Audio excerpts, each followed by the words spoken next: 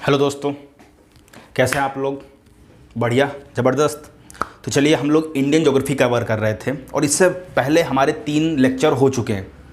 और इससे पहले वाले लेक्चर में हमने डिस्कस किया था कि जो भारत के पड़ोसी देश हैं, इनकी सीमा कितनी लंबी है, कि भारत का ऐसा कौन सा पड़ोसी देश है जिसकी सीमा सबसे ज़्यादा लंबी है। तो आपने सभी पड़ोसी देशों को देखा और उनकी सीमा की लंबाई के बारे में आपने पढ़ा। आज हम लोग कुछ प्रमुख चैनलों के बारे में डिस्कस करने जा रहे हैं, है ना। अब ये चैनल क्या होता है? देखिए, 2 द्वीपों के बीच में जो सकरा जलराशि होती है, कोई सकरा समुद्र होता है, उसको हम चैनल बोलते हैं। जैसे अगर मैं बात करूं, भारत के पूर्व में बंगाल की खाड़ी है। भारत के पूर्व में जो बंगाल की खाड़ी है, उसमें एक हमारा द्वीप है, अंडमान निकोबार द्वीप। अंडमान निकोबार द्वीप। अब ये अंडमान और ये निकोबार, अंडमान और निकोबार के बीच में आपको जो सकरा समुद्र दिख रहा है, इसको हम चैनल बोलते हैं। मतलब 2 द्वीपों को, जो 2 द्वीप जो सकरी जलराशि के माध्यम से जुड़े होते हैं, उसी को हम चैनल बोलते हैं। तो आज हम बात करेंगे भारत के कुछ प्रमुख चैनलों के बारे में। आइए, प्रमुख चैनल, या हम बात करें जल संधि।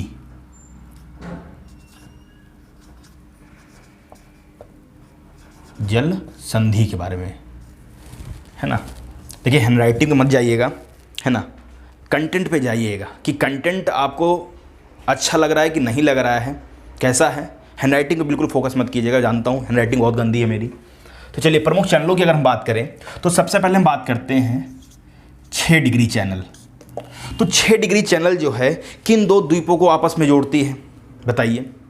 तो 6 डिग्री चैनल की अगर हम बात करें तो अंडमान और निकोबार का सबसे दक्षिणी द्वीप है ग्रेट निकोबार। ग्रेट निकोबार, और इसके दक्षिण में है इंडोनेशिया, और इंडोनेशिया में भी कई सारे द्वीप हैं, उनमें से है सुमात्रा।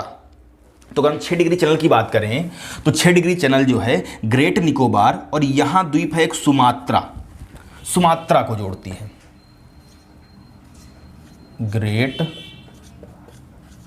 निकोबार और सुमात्रा की बात करें तो ये इंडोनेशिया का भाग है, द्वीप है, नेशिया का, है ना। ये तो हुआ 6 डिग्री चैनल। अगर अब हम बात करें 8 डिग्री चैनल की, अब आप बोलेंगे सर जी 7 डिग्री चैनल कहाँ गया, है ना। तो ये 7 डिग्री चैनल हम नहीं बना सकते, है ना। तो जो चैनल है वही आप पढ़िए। तो 6 डिग्री चैनल ग्रेट निकोबार और सुमात्रा के बीच में है। अगर हम 8 डिग्री चैनल की बात करें, किन 2 द्वीपों को जोड़ता है, तो 8 डिग्री चैनल, अब आप आइए भारत के पश्चिम में एक द्वीप है जिसको बोलते हैं लक्षद्वीप। आप सभी को पता होगा लक्षद्वीप के दक्षिण में अगर आप जाएंगे तो आपको मिलेगा मिनिकॉय द्वीप, और इसके और नीचे अगर आपको जाएंगे तो मिलेगा आपको मालद्वीप। लक्षद्वीप, मिनिकॉय द्वीप, मालद्वीप। तो अगर हम 8 डिग्री चैनल की बात करें तो 8 डिग्री चैनल जो है वो आपका मिनिकॉय द्वीप और मालद्वीप को अलग करता है या जोड़ता है ना। मिनिकॉय द्वीप काय और मालद्वीप, है ना। अब अगर हम बात करें 9 डिग्री चैनल की, कि 9 डिग्री चैनल किन किन के बीच में है, 9 डिग्री चैनल, तो 9 डिग्री चैनल जो है ये लक्षद्वीप और मिनिकॉय द्वीप के बीच में है। लक्षद्वीप और मिनिकॉय द्वीप, है ना। अब आ जाए 9 के बाद आता है भैया 10। तो ये 10 डिग्री चैनल किन 2 द्वीपों के बीच में है? तो सबसे ज्यादा बार पूछा जाने वाला क्वेश्चन कि अंडमान और निकोबार के बीच में कितने डिग्री चैनल है। बहुत बार हर कॉम्पिटिशन एग्जाम में कहीं ना कहीं ये क्वेश्चन तो जरूर पूछा जाएगा, और पूछा गया है कि अंडमान और निकोबार के बीच में कितने डिग्री चैनल हैं। तो मैं आपको बता दूं कि अंडमान और निकोबार के बीच में जो सकरी जलराशि है, जो सकरा समुद्र है, उसको चैनल बोलते हैं। और कितने डिग्री चैनल? तो वो है 10 डिग्री चैनल। अंडमान और निकोबार।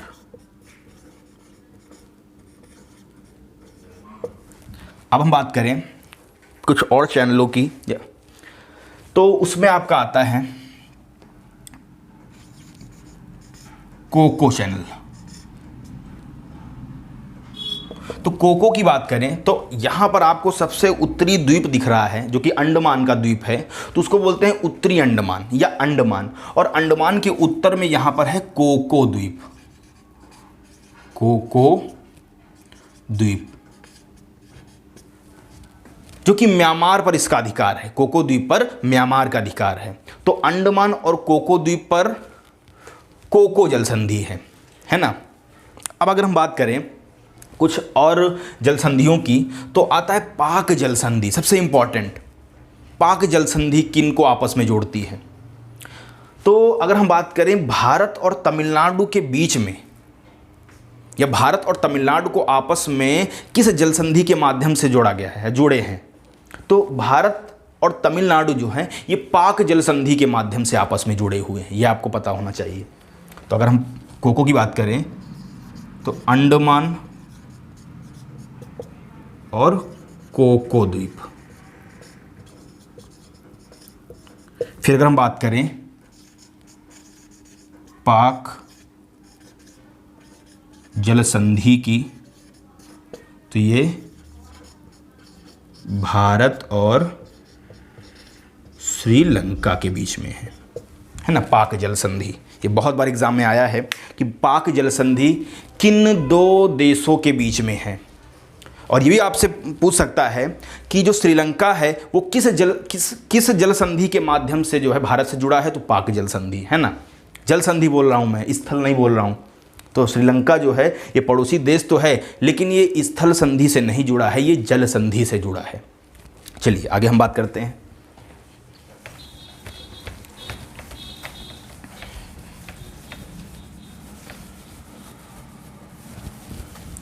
अब हम बात करते हैं कि भारत के ऐसे कितने राज्य हैं जो कि पड़ोसी देशों से सीमाएं बनाते हैं, और कितने देशों से बनाते हैं।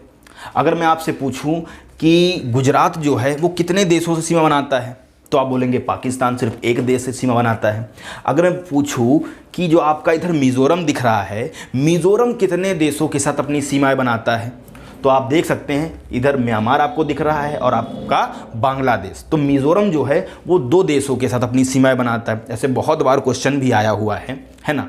तो ये सारी चीज़ें आप समझते रहिए कि भारत के जो 17 राज्य हैं वो पड़ोसी देशों के साथ सीमाएं बनाते हैं, ये तो मैंने पहले ही बता दिया।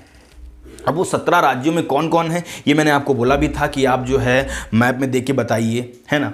तो मैं जल्दी से आपको बता देता हूँ कि अगर हम मिज़ोरम की बात करें तो मिज़ोरम जो है दो देशों के साथ सीमाएं बनाता है, वो है म्यांमार और बांग्लादेश। फिर अगर हम बात करें सिक्किम की, तो सिक्किम 3 देशों के साथ सीमाएं बनाता है। उसी के साथ अगर हम बात करें गुजरात की, एक देश के साथ, राजस्थान भी एक देश के साथ सीमा बनाता है, आपका पंजाब एक देश के साथ। जम्मू कश्मीर की बात करें तो जम्मू कश्मीर 3 देशों के साथ अपनी सीमाएं बनाता है। उसी के साथ अगर हम बात करें अरुणाचल प्रदेश की, तो ये भी 3 देशों के साथ, कौन कौन, म्यांमार, चीन और भूटान के साथ। अगर हम बात करें सिक्किम की, सिक्किम का तो हो गया। त्रिपुरा की बात करें तो मैंने बताया था आपको इससे पहले वाले लेक्चर में कि त्रिपुरा जो है वो तीनों ओर से बांग्लादेश से घिरा हुआ राज्य है। और ये क्वेश्चन मैंने बताया था, पूछा गया है, फिर भी याद रखिए आप लोग कि त्रिपुरा जो है ये तीनों ओर से बांग्लादेश से घिरा हुआ राज्य है ना। उसी के साथ अगर हम बात करें पश्चिम बंगाल, तो पश्चिम बंगाल जो है ये कितने देशों के साथ, 3 देशों के साथ सीमाएं बनाता है ना। और अगर हम बात करें आ जाइए, जम्मू कश्मीर हो गया, सिक्किम हो गया। अगर हम बात करें असम की, तो असम कितने देशों के साथ सीमा बनाता है, तो आपको सिर्फ एक ही देश दिख रहा है जो कि है आपका बांग्लादेश। अगर हम बात करें मणिपुर की, तो मणिपुर कितने देशों के साथ सीमाएं बनाता है, तो वो सिर्फ आपको एक देश दिख रहा होगा जो कि है आपका म्यांमार। या नागालैंड की बात करें तो नागालैंड भी कितने देशों के साथ सीमा बनाता है, सिर्फ आपके एक देश म्यांमार के साथ, है ना। तो ये आप लोग याद रखिएगा। और कैसे याद रखेंगे, मैंने बताया कि आपके पास एक मैप की बुक होना बहुत ज़रूरी है। जितना ज़्यादा आप मैप को समझेंगे उतना अच्छे तरीके से आपको ज्योग्राफी समझ में आएगी, है ना। ज्योग्राफी समझ में आने का ही एक सोल्यूशन है मैपिंग आपको आनी चाहिए। विदाउट मैपिंग आप शायद उतनी अच्छी अंडरस्टैंडिंग नहीं बना सकते, है ना। तो चलिए अब हम बात करते हैं। और इससे पहले हमने कुछ डिवाइडिंग लाइंस की बात की थी, जिसमें आपने मैकमोहन भी पढ़ा, रेडक्लिफ पढ़ा, डूरंड पढ़ा। उसके साथ में कुछ और एडिशनल बता दूं तो अगर मैं बात करूं 49 डिग्री समानांतर कि 49 डिग्री जो पैरेलल है ये किन दो देशों के बीच में है। 49 डिग्री पैरेलल ये किन दो देशों के बीच में है, तो मैं आपको बता दूं कि यूएसए और कनाडा। यूएसए और कनाडा की डिवाइडिंग लाइन को हम बोलते हैं 49 डिग्री पैरेलल, है ना। इसी के साथ अगर हम बात करें 38 डिग्री समानांतर, वो किन दो देशों के बीच में है, तो वो है उत्तर कोरिया और दक्षिण कोरिया, या north Korea and south Korea, है ना। उत्तर कोरिया और दक्षिण कोरिया। अरे वही दक्षिण कोरिया या उत्तर कोरिया, आपको नहीं पता है कहाँ पे, किस कोरिया में आपका जो है तानाशाह किम जोंग उन रहता है, बताइए, ये भी बताइएगा आप। सबसे खतरनाक है ना, तुरंत ही जो है किसी भी देश पर परमाणु बम डालने की बात करने लगता है। हाँ, तो वो उत्तर कोरिया दक्षिण कोरिया में से कौन सा है जिसमें हमारा किम जोंग उन रहता है, खतरनाक सबसे। हाँ, तो चलिए ये 38 डिग्री पैरेलल की हमने बात कर ली। अब इसके बाद हम लोग बात करेंगे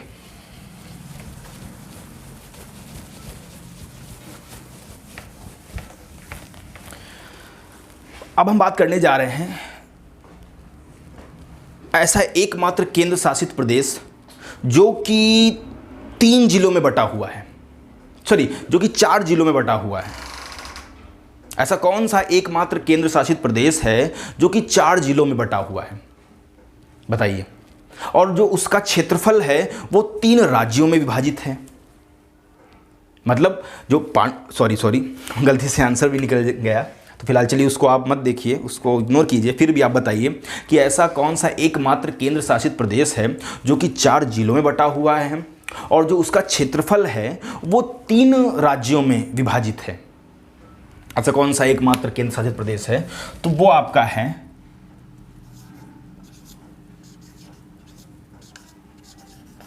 अगर हम पुद्दुचेरी की बात करें तो पुद्दुचेरी एकमात्र केंद्र शासित प्रदेश है जो कि 4 जिलों में बटा हुआ है। जिलों में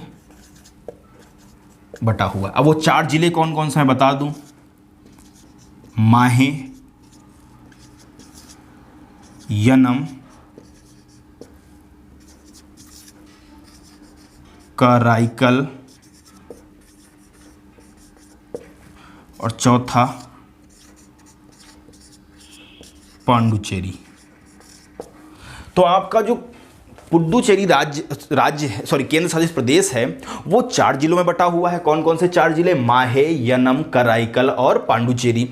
अब ये जो चारों जिले हैं, ये चारों जिले जो हैं 3 राज्यों में हैं। अब वो 3 राज्य कौन कौन से हैं या कौन सा जिला किस राज्य में है, ये भी आपको पता होना चाहिए। हालांकि ये तो जरूर पता होना चाहिए कि जो आपका पुद्दुचेरी है ये 3 राज्यों में फैला हुआ है।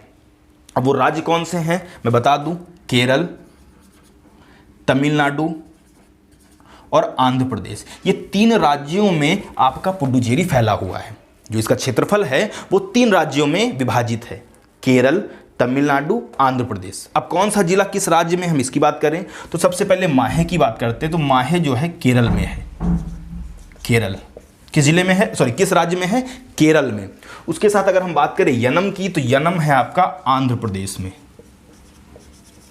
आंध्र प्रदेश में। और फिर अगर हम बात करें कराईकल और पांडुचेरी की, तो ये आपके हैं तमिलनाडु में। तमिलनाडु में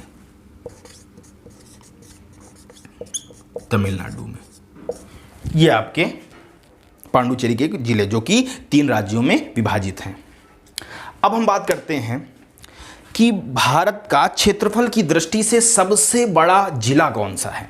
यह भी क्वेश्चन कई बार आया हुआ है कि भारत का क्षेत्रफल की दृष्टि से सबसे बड़ा जिला और क्षेत्रफल की दृष्टि से सबसे छोटा जिला कौन सा है, बताइए। हाँ, अगर पता है तो जरूर बताइए कि क्षेत्रफल की दृष्टि से सबसे बड़ा जिला।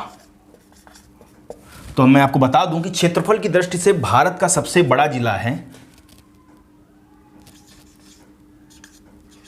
कच्छ जिला, जो कि पड़ता है गुजरात में, है ना। और क्षेत्रफल की दृष्टि से सबसे छोटा जिले की अगर हम बात करें, सबसे छोटा जिला जो है वो कौन सा है, तो सबसे छोटा जिला आपको दिख रहा होगा केरल में। और केरल में पुदुचेरी का कौन सा जिला है ये आपको पता होगा, जिसको हम लोग बोलते हैं माहे जिला, माहे, है ना। तो क्षेत्रफल की दृष्टि से सबसे बड़ा जिला है गुजरात का कच्छ जिला और क्षेत्रफल की दृष्टि से सबसे छोटा जिला है आपका केरल का माहे जिला, है ना। इसी के साथ अगर हम बात करें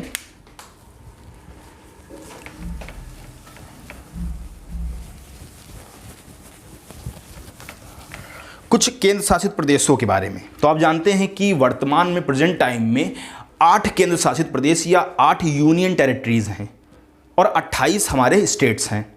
तो उन 8 यूनियन टेरिटरीज में अगर हम बात करें कि आपको एक चंडीगढ़ दिख रहा होगा, तो चंडीगढ़ की बात करें तो ये किन 2 राज्यों की सीमा पर है चंडीगढ़। तो चंडीगढ़ की अगर हम बात करें तो पंजाब और हरियाणा की सीमा पर स्थित है चंडीगढ़, जो कि पंजाब और हरियाणा की राजधानी भी है ना। किन 2 राज्यों की सीमा पर है, वो है आपका पंजाब और हरियाणा, है ना।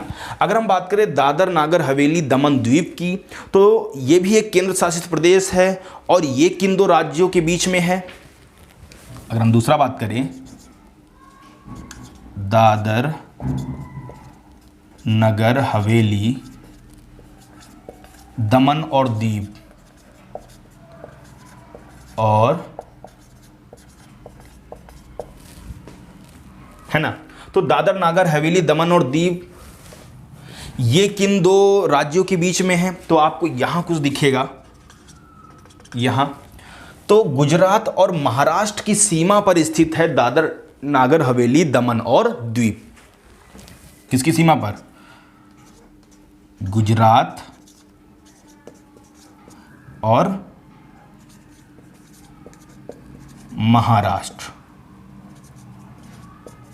इसी के साथ अगर हम बात करें दिल्ली की, तो दिल्ली की अगर हम बात करें तो हरियाणा और उत्तर प्रदेश, जो कि राष्ट्रीय राजधानी क्षेत्र है, हरियाणा और यूपी। और इसके साथ अगर हम बात करें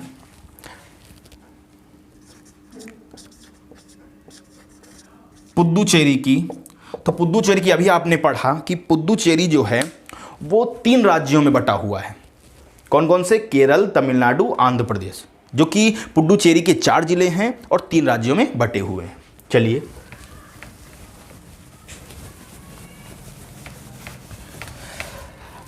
अभी तक बहुत कुछ आपने पढ़ा और भी ऐसे ही आपको बहुत कुछ पढ़ना भी है। सारी चीज़ें कवर करते हुए हम लोग चल रहे हैं। इसकी आप ज़रा सा भी टेंशन मत लीजिएगा कि कुछ चीज़ें मैं छोड़ने वाला हूँ, कुछ भी नहीं छोड़ूंगा, है ना। तो आप बिंदास तरीके से बस पढ़ते रहिए। तो अब हम बात करते हैं कुछ द्वीपों की। अगर हम बात करें, है ना, तो सबसे पहले मैं बता दूं सर क्रीक, आलियावेट और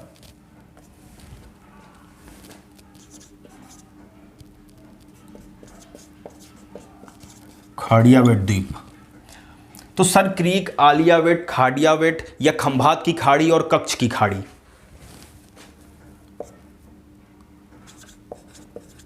खंभात की खाड़ी और कच्छ की खाड़ी, ये सारे द्वीप कहाँ पर हैं? अगर इसमें से कुछ द्वीप सर क्रीक है, आलियावेट, खाड़ियावेट, उसके साथ साथ दो खाड़ियाँ आपको दिख रही हैं, खंभात की खाड़ी और कच्छ की खाड़ी। तो ये सभी जो हैं, ये सभी आपका जो है गुजरात में है। कहाँ पर हैं? गुजरात में।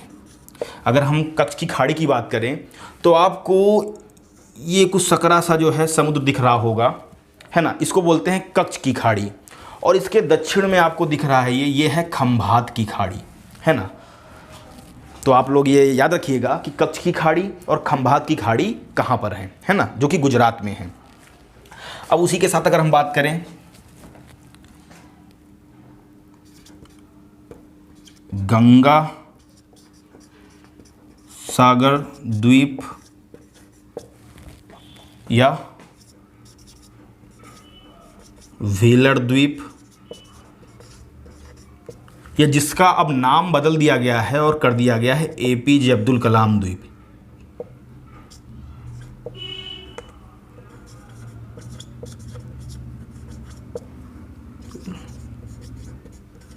कलाम द्वीप, है ना। गंगा सागर द्वीप, न्यूमूर द्वीप, न्यूमूर द्वीप,